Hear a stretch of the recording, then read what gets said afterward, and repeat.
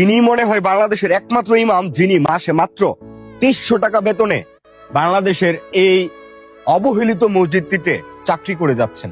আমি আপনাদেরকে একটা কথা দিচ্ছি, হুজুর মাত্র 2300 টাকা বেতনে চাকরি করে। এই হুজুরের জন্য আপনারা এই ভিডিওটা শেয়ার করবেন।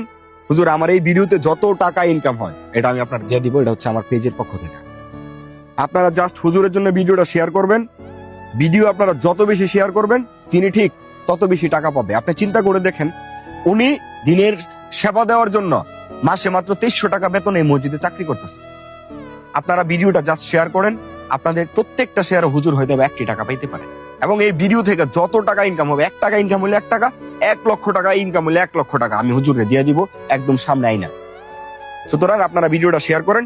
আমি হুজুরের জন্য এইটুকু হচ্ছে আমার করা, বাকিটা আপনাদের হাতে। আপনারা যত বেশি শেয়ার করবেন হুজুর ঠিক তত বেশি টাকা পাবে। আবারও বলছি, 2300 টাকা বেতনে 2026 সালে আইসা এমন কোন মায়ের ছেলে নাই যে একটা মসজিদে নামাজ পড়াবে 5 ওয়াক্ত নামাজ।